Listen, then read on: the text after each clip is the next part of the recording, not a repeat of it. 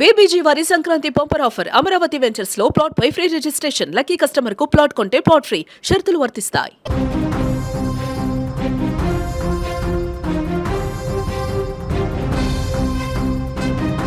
ఖమ్మం నగరంలో దారుణ హత్య.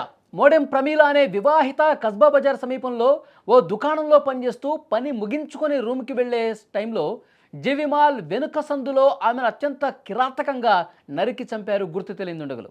అయితే ప్రమీలను చంపిందే ఆమె భర్త స్నేహితుడు శ్రావణ్గా అనుమానిస్తున్నారు. భద్రాద్రి కొత్తగూడెం జిల్లాకు చెందిన నరసింహారావు అనే ఆర్ఎంపీ వైద్యుడు ప్రమీల ఇరువురు ప్రేమించి 2010లో పెళ్లి చేసుకున్నారు. గత 5 సంవత్సరాల నుంచి కొన్ని కారణాల వల్ల వీళ్ళు విడిగా ఉంటున్నారు, భార్యాభర్తలు ఇద్దరు కూడా.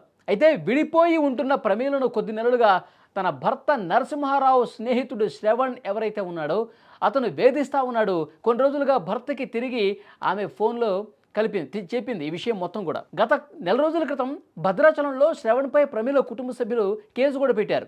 శ్రవణ్ ప్రవర్తనలో మార్పు రాలా. అక్కడ అతని వేధింపులు తాళలేక నెల క్రితమే ఖమ్మంకు వచ్చి ఓ ఇంట్లో అద్దుకుంటోంది.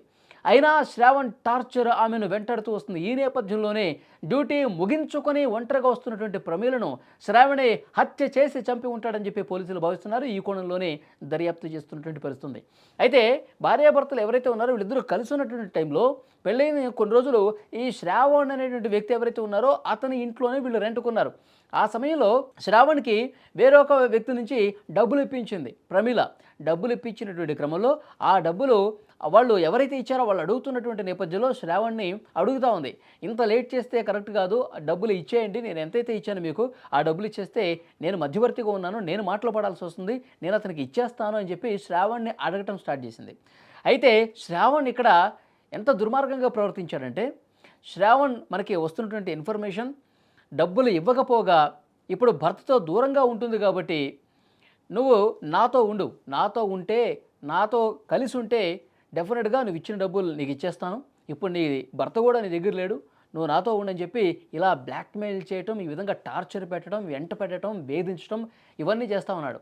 ఇతను టార్చర్ భరించలేక ప్లేస్ మార్చిన మళ్ళీ అదే విధంగా తనతో కొనసాగిస్తున్నాడు. ఒకవైపు ఏమో ఇచ్చిన డబ్బులు ఇవ్వట్లేదు, మరోవైపు ఈ లైంగికపరమైనటువంటి వేధింపులు కూడా ఎక్కువైపోయాయి ప్రమీల. సో అందుకే పోలీస్ స్టేషన్లో కేసు పెట్టారు. ఈ గొడవలు జరుగుతున్నాయి. ఇది మనసులో పెట్టుకుని శ్రవణ్ కాపు కాసి సుపారీ క్యాంకి డబ్బులు ఇచ్చి మరీ ఆమె పని ముగించుకొని ఇంటికి వస్తున్నటువంటి క్రమంలో మార్గ మధ్యలో అటకాయించి అత్యంత దారుణంగా పదునైనటువంటి కత్తులతో ఆమె గొంతు కోసి ప్రాణం తీసినటువంటి పరిస్థితి. చాలా బాధాకరమైన విషయం. ఆమె కుటుంబ సభ్యులు కావచ్చు, భర్త కావచ్చు, నరసింహారావు వీళ్ళందరూ కూడా పోలీసులకి మళ్ళొకసారి కంప్లైంట్ చేశారు. పోలీసులు వచ్చి మొత్తం చూస్తూ ఉన్నారు, పరిస్థితిని పరిశీలిస్తున్నారు, ఇన్ఫర్మేషన్ తీసుకుంటూ ఉన్నారు, కేసు నమోదు చేసుకుని దర్యాప్తు కూడా చేస్తూ ఉన్నారు. చూడండి, డబ్బులు ఇచ్చినటువంటి పాపానికి ఆ డబ్బులు ఇవ్వకపోగా శారీరకంగా వాడుకోవాలన్న ఒక దుర్మార్గపు ఆలోచన ఈరోజు వాళ్ళు మళ్ళీ తిరిగి కేసు పెట్టడంతో ఈ ఘటనకి కారణమైనటువంటి పరిస్థితి. సో శ్రావణ్ని చాలా కఠినంగా శిక్షించాలి. చాలా రాక్షసులాగా ప్రవర్తించాడు. ఒక మహిళ ప్రాణం పోవటానికి కారకుడయ్యాడు. అతన్ని అసలు వదిలిపెట్టే ప్రసక్తే లేదు.